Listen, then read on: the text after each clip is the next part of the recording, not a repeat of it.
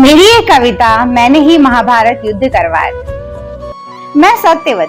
मैं सत्यवती खुश थी मछुआरन बन। मैंने तो अपना ध्यान नहीं भटकाया था। राजा शांतनु खुद चलकर मेरे पास आया था। विवाह का प्रस्ताव भी उनका मैंने बार बार ठुकराया था, और देवव्रत को शपथ लेने को मैंने तो नहीं उकसाया था। बस अजन्मे पुत्र मोह ने मुझे कुछ शर्तें रखने को बाध्य करवाया था। बस इसी अपराध ने मेरे खिलाफ कहने को सबका मुंह खुलवाया था। हाँ, कह लो सारे, मैंने ही महाभारत युद्ध करवाया था। मैं गांधारी पतिव्रता का मैंने सारा धर्म निभाया था। जीवन को अपने पति की अंधेर नगरी में घुमाया था। पति की हर इच्छा पर स्व इच्छा से मैंने अपना सर हिलाया था। बस जन्मे दुर्योधन के पुत्र मोह में मैंने उसका त्याग नहीं कर पाया था। बस इसी अपराध ने मेरे माथे पर भारी कलंक चढ़ाया था। हाँ, कह लो सारे, मैंने ही महाभारत युद्ध करवाया था। मैं द्रौपदी कदम मैंने अपने जहां जहां ठहराया था, वहां संघर्षों का सिलसिला शुरू हो आया था। जन्मी जहां वहां न गई अपनाई। ससुराल में सास ने मुझे पंच पुरुषों में बंटवाया था। राज्यसभा के अपमान ने मेरी आत्मा को ठेस पहुंचाया था। बस अंधे का पुत्र अंधा दुर्योधन मेरा इतना सा उपहास हजम न कर पाया था। बस इसी अपराध ने मुझे कुरुक्षेत्र के युद्ध का जिम्मेदार ठहराया था। हाँ, कह लो सारे, मैंने ही महाभारत युद्ध करवाया था। मैं दुर्योधन एक ही सपना राजगद्दी पाने का, जिसे पाने को मैंने अथक प्रयास लगवाया था। क्या सही क्या गलत मुझे खुद समझ न आया था। बस सपना अपना पूरा करते करते पता ही नहीं चला कब मैंने अधर्मी बनकर हाहाकार मचाया था। बस इसी अपराध ने मुझे महाभारत युद्ध का खलनायक बनवाया था। हाँ, कह लो सारे, मैंने ही महाभारत युद्ध करवाया था।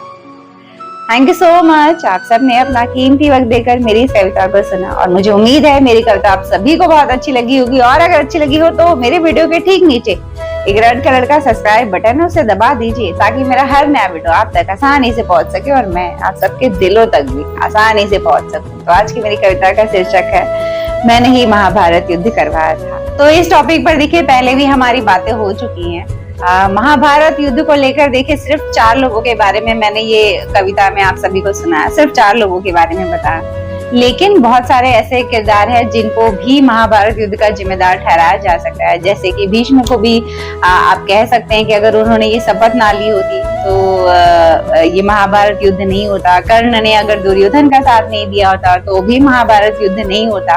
तो बहुत सारे ऐसी बातें हैं जो ना होती तो महाभारत युद्ध नहीं होता। लेकिन जो भी हुआ सब बहुत अच्छा हुआ। ऑब्वियसली हमेशा मैं कहती हूँ, क्योंकि पूरी महाभारत में जो है कि जो श्री कृष्ण जी ने अर्जुन को भगवत गीता सुनाई, जो ज्ञान की बातें कही, वो आज भी हमारे काम आ रही है, हमारे काम की है। तो सोचिए अगर महाभारत युद्ध ना होता तो हमें ये ज्ञान की बातें कहाँ से सुनने मिलती। और मैं सोशल मीडिया के प्लेटफॉर्म पे हूँ, तो मैं आप सबसे ये रिक्वेस्ट भी करना चाहूंगी कि कभी समय मिले तो भगवत गीता और रामायण, ये दोनों पुस्तकों आप जरूर पढ़िएगा। और पढ़िएगा तो भावार्थ के साथ, अर्थ के साथ पढ़िएगा। जो ये भौतिक जगत की किताबें होती है ना, वो हमें ये सिखाती हैं कि हमें जब क्रोध आए तो क्रोध नहीं करना है, शांत होना है। जब कोई आपसे लड़ रहा है तो आप मत लड़िए, खुश रह के ये जीवन जीना। ये सब बातें हमें भौतिक जगत की किताबें जो है कि हमें कहेंगी। लेकिन ये आप कैसे कर पाओगे, ये जो है बातें हम सीखेंगे जब आप भगवत गीता को पढ़ोगे, जब आप जो है कि रामायण को पढ़ोगे, तो इन सारी बातों का जवाब आपको मिल जाएगा। बस आपको एक चीज माननी होगी। क्या मानना होगा आपको? कि ईश्वर है और सिर्फ वही है, बाकी यहाँ कुछ नहीं। एक बार आप थोड़ी देर के लिए जो है कि अपनी जो कि फिलॉसफी है लाइफ को लेकर या जो भी बातें हैं, वो थोड़ी देर के लिए दूर हटाइए। थोड़ी देर के लिए आप ये सोचिए कि हम सभी ईश्वर का रूप है। अगर आप इतनी सी बात मान लेते हो तो आप सच बताइए कि क्या आप किसी को क्रोध कर पाओगे? क्या आप किसी से लड़ पाओगे? अगर आपने ये मान लिया कि सामने जो है कि मेरे नारायण खड़े हैं, सामने मेरे कृष्ण खड़े हैं, सामने मेरे राम जी खड़े हैं, तो क्या आप जो है कि उन्हें क्रोध कर पाओगे? क्या आप उन्हें बुरे शब्द कह पाओगे? नहीं कह पाओगे। बस यही हमारे आध्यात्म की किताबों में कि एक बार बस मान कर ये चलो कि मैं सभी के हृदय में विराजमान हूँ, मैं सभी के हृदय में रह रहा हूँ, और इस जीवन और मरण के जो बीच का जो टाइम पीरियड है, उस पीरियड में हमने अननेसेसरी इतने सारे टेंशन, इतनी सारी जो है कि चिंताओं को अपने सर पर हम लिए घूम रहे हैं जिसका कोई हिसाब भी नहीं है, और जिसकी वजह से हम डिप्रेशन में जा रहे हैं, जिसकी वजह से हम आज अकेलापन महसूस कर रहे हैं। और वजह देखिए बहुत साफ है कि आज हमने जो है कि इंसानों के अंदर परमेश्वर है ये बात मानना ही अस्वीकार कर दिया। हमने इस बात को मानने से हम अपने परमेश्वर से दूर हो गए हैं, हम अपने हृदय की बातों को सुनना बंद कर दिया हमने। तो हम ईश्वर से जितनी अपनी दूरी बढ़ा रहे उतने बुरे कर्म हमसे जुड़ते चले जा रहे हैं, और इस बात का हमें एहसास नहीं हो पा रहा। अगर आप चाहते हो आपके जीवन में शांति आए, सुकून आए, आप जो है जिस बेचैनी से जूझ रहे हैं उससे छुटकारा मिले आपको, तो आपको वापस आध्यात्म की ओर दौड़ लगानी होगी आपको। लेकिन इस बात को मानने के लिए सबसे पहले हमें जो है कि अपना समर्पण करना होता है ईश्वर के सामने कि अब जो है आप ही हैं। ये वाला जो भाव होता है ना, आप देखेंगे जो इस सांसारिक मोह माया में जितना ज्यादा फंसा होता है उसके लिए उतनी ज्यादा मुश्किल होती है पूजा पाठ करते समय अपना दोनों हाथ उठाकर ये भाव दिखाना कि सरेंडर प्रभु आपके सामने समर्पण है। अब आप जो करो, जो दिखाओ, इस शरीर को चाहे जैसे घुमाओ, नचाओ, दुख दो, सब आपके ऊपर छोड़ दिया। तो ये जो हाथ उठता है ना जब हमारा, ये होता है समर्पण करना। देखिए जब आप खाना खाते हो, कभी आपने देखा है कुछ लोग खाने का जो पहला निवाला है अपने माथे लगाते हैं, अपने ईश्वर को याद करते हैं और फिर खाते हैं। कुछ लोग पानी पीते हैं, उसे भी माथे लगाते हैं, भगवान को याद करते हैं और फिर वो पीते हैं। तो देखिए इससे क्या होता है कि जब आप ये काम करोगे तो इसका मतलब ये कि आपने सबसे पहले इस शरीर की सेवा नहीं की, आपके अंदर जो आत्मा है, जो परमेश्वर है, उनको याद किया, उनको ये चीज समर्पित की। जैसे जो खाना आपके सामने आ रहा है, अगर आपने वो खाना सीधे खा लिया, इसका मतलब आपने अपने शरीर की सेवा की। लेकिन अगर वो खाना आया और आपने सबसे पहले जो है कि अपने परमेश्वर को वो खाना पूछा, उनको समर्पित किया और फिर खाया, तो सोचिए वो खाना जो है कि आपका प्रसाद बन जाएगा। मतलब प्रभु जी को भोग लगाया आपने और फिर वो प्रसाद आपने खाया।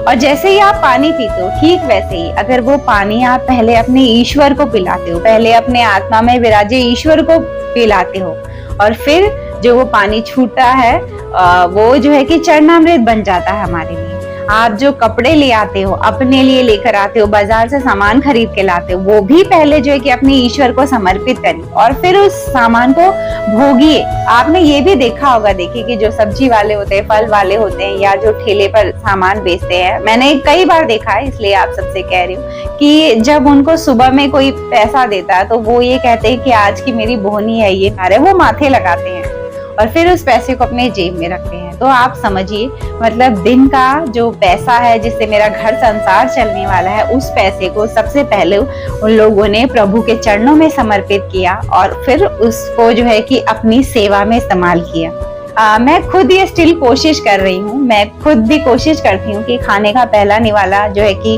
अपने शरीर में डालने से पहले अपने परमेश्वर को पूछूं, अपने परमेश्वर को जो है कि समर्पित करूं और फिर खाऊं।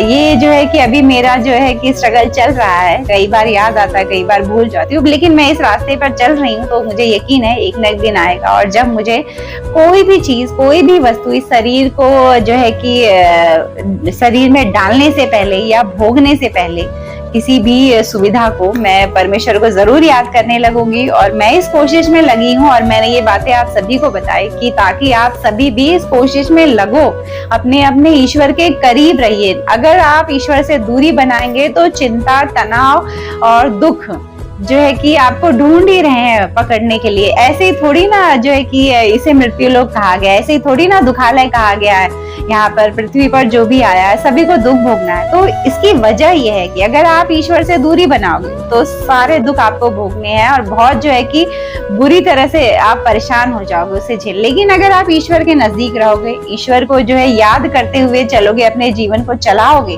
तो ईश्वर आपको सामर्थ्य देते हैं, ईश्वर आपको शक्ति देते हैं उस दुख को झेलने के लिए। तब आप कभी आत्महत्या का रास्ता नहीं चुनोगे, चाहे कितने भी दुख आ जाए। लेकिन अगर आप ईश्वर के नजदीक हो, ईश्वर के समीप हो, ईश्वर पर आपको विश्वास है, श्रद्धा है, पूर्ण समर्पण वाले भाव धीरे धीरे लाइए। जब ये भाव आने लगेगा तो जीवन भी हमारे लिए आसान हो जाएगा।